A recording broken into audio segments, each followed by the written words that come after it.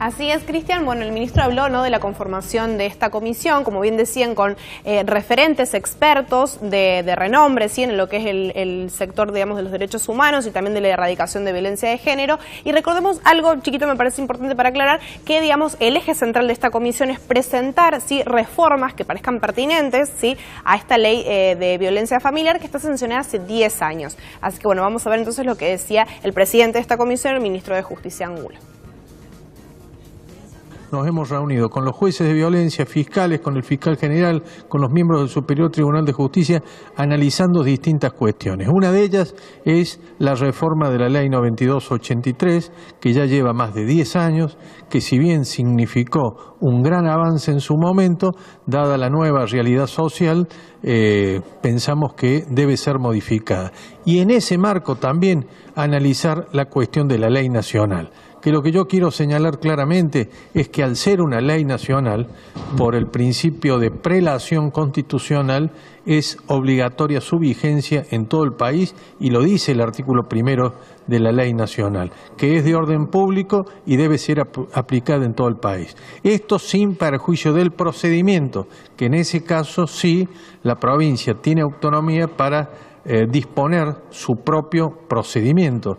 Pero con respecto a esto, ya el procedimiento que se utiliza en los juzgados de violencia es un procedimiento absolutamente idóneo para prevenir y combatir la violencia hacia la mujer.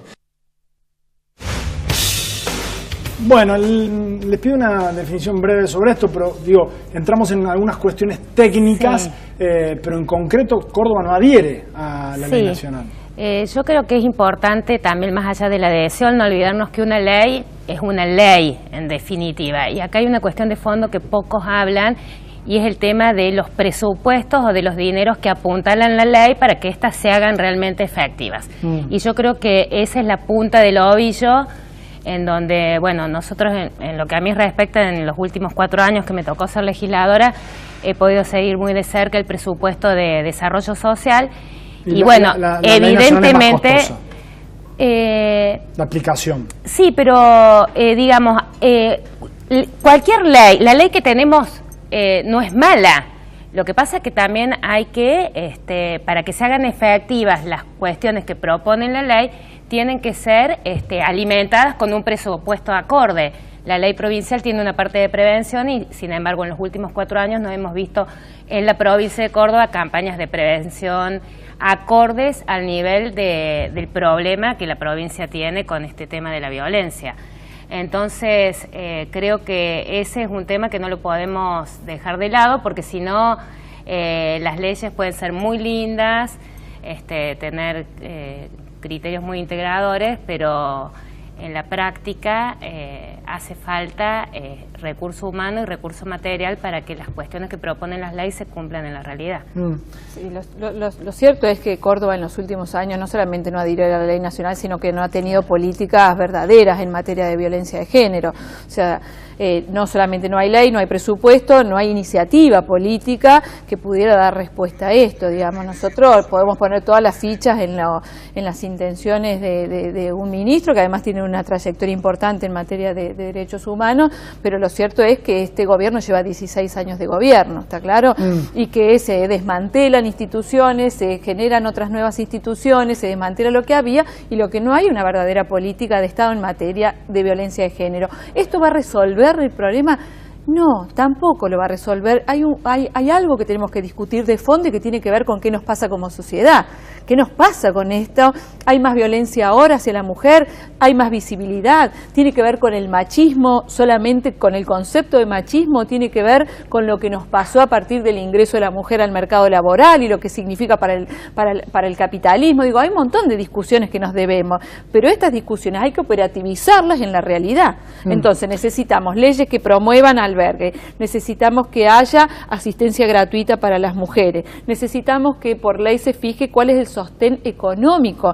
Digo, yo trabajo como psicóloga en esa área y sé que muchas veces me consta, no me lo contó nadie, que la mujer no denuncia porque quien sostiene económicamente es el varón. Y esto no lo resolvemos con un subsidio de 3.000 pesos, lo resolvemos con un ingreso acorde a poder tener dignidad. Digo, en los planes de vivienda tiene que haber una política transversal en materia de género, decir, bueno, a ver, de tantas viviendas que hacemos, ¿cuántas de estas destinamos a mujeres que son víctimas de violencia? Digo, hay un bagaje de medidas que se deben tomar que tienen que ser implementadas de manera coordinada y eficiente. Es un problema de larga data, digamos, que tiene origen en el funcionamiento del patriarcado, en Roma, en Grecia y demás. Pero digo, la cuestión es que el Estado tiene que intervenir, porque si el Estado no interviene y hay una problemática que no es fácil de resolver, pasaremos los próximos 50 años y diremos por qué no lo resolvimos antes. También a esto apunta lo que decía Liliana, el tema de la adhesión es al plan de acción que conlleva la ley nacional y que, bueno, las expectativas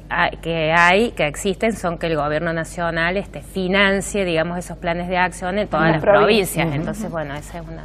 Bueno, tengo poquito tiempo, pero no quiero dejar de hablar del hotel de Ancenusa.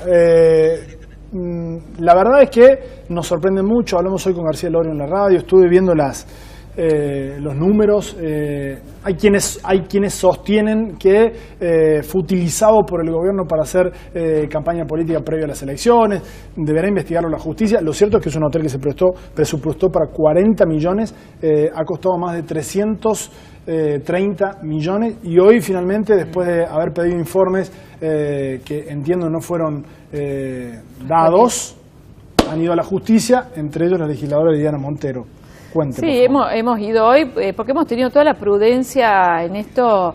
Muchas veces nos dicen que vamos a la justicia porque nos gusta ir a la justicia. En realidad agotamos las instancias legislativas que tenemos y cuando esas instancias legislativas no dan resultado es nuestra responsabilidad ir a la justicia. La verdad que no nos gusta transitar los pasillos de tribunales, pero claramente le acercamos hoy al fiscal Dalma junto al legislador García Lorrio y al legislador Juan Pablo Quintero una denuncia en donde le pedimos que investigue una serie de contradicciones que existen entre el balance de la Lotería de Córdoba, entre los presupuestos aprobados fundamentalmente 2014-2015 y las previsiones presupuestarias de 2016 y finalmente la cuenta de inversión que llegó hace poco a la legislatura, que es donde allí aparece blanqueado estos 335 millones de pesos.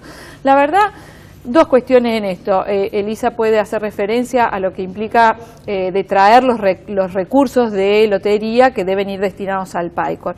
Lo cierto es que nosotros no podemos dejar de pensar, porque el mayor desembolso de esto se produjo el año pasado, cuando convengamos que José Manuel de la Sota era candidato a presidente, con una campaña impresionante en todo el contexto de la República, más allá de que no se haya, hubiese sido más fácil pagar la cantidad de votos, le hubiese salido más barato, ¿no? Porque la verdad que gastó demasiada plata para pocos votos. Pero independientemente de eso, lo cierto es que nosotros no podemos no pensar de que acá el hotel costó 7 veces más de lo que se presupuestó y está en 4 veces más de los números que a nosotros nos han dado expertos en el tema, ¿no? Gente que construye hoteles de esta categoría. Entonces la verdad que es complicado. Estoy sin tiempo, pero le pido 2 segunditos de reflexión sobre esto. Básicamente yo creo que es escandaloso lo que ha pasado con el hotel y más si tenemos en cuenta realmente la poca inversión y las prioridades que se han dado a temas tan relevantes, entre ellos la violencia de género, entre ellos todo el tema de la asistencia o del PAICOR, que bueno, hoy estamos con un recorte muy importante y con muchos chicos que van al colegio sintiendo hambre, como sale un informe este fin de semana. Entonces, bueno, realmente es inmoral. Yo creo que ese es el término que se le aplica. Bueno, una definición fuerte. Les agradezco a los dos. No, gracias a usted. Muchas gracias por venir. No, gracias a vos. Hacemos una pausa breve y estamos con la reflexión final, el cierre de Zona Política.